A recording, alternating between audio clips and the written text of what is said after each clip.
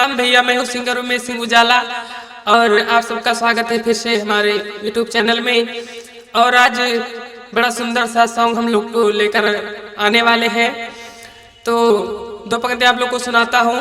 और अभी तक मेरा वीडियो नहीं आया क्योंकि हम लोग बिहार में थे, कुछ कार्यक्रम चल रहा था तो वहीं पे नहीं आ पाए। तो आइए दो पंक्ति आप लोग को सुनाते हैं। हो घुमलू नहीं हर में जहाँ तहाँ छोड़ के पढ़ाई, आके ससुरा में करेलू बहुते बड़ाई। हो घुमलू नहीं हर में जहाँ तहाँ छोड़ के पढ़ाई, आके ससुरा में करेलू बहुते बड़ाई। आ खेल ले बारू कुआरे में पकड़ा पकड़ी, खेल ले बारू कुआरे में पकड़ा पकड़ी। तू त नहीं हर में भवज चरैलू बकरी, तू त नहीं हर में भवज चरैलू बकरी। आ घास काढ़े जात रहलू सखी संगे झार के, नदी और नहर में नहैलू बुड्डी मार के। खूबे पाता बहरलू बिनलू लकड़ी, खूबे पाता बहरलू बिनलू लकड़ी। तू त नहीं हर में भवज चरैलू बकरी, तू त नहीं हर में भवज चरैलू बकरी।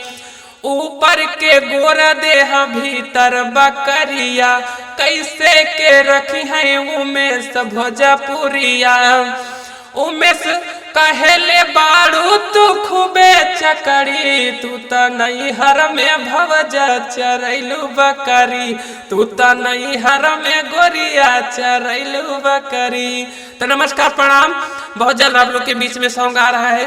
तो अगर मेरे चैनल पे आप लोग नए हैं तो चैनल को सब्सक्राइब कर लीजिए ताकि वीडियो सबसे पहले आप तक पहुंचे। और एक मेरा सॉन्ग आने वाला है, आवा कोल हुआ पे हमारा पेराला राजा, हो आवा कोल हुआ पे हमारा पेराला राजा।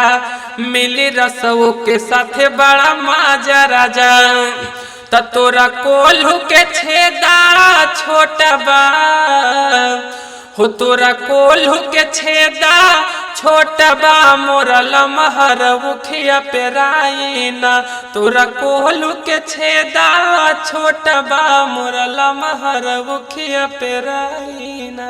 तो चलते हैं, नमस्कार प्रणाम। बहुत जल्द आप लोग के बीच में गाना आता रहेगा। तो नमस्कार प्रणाम।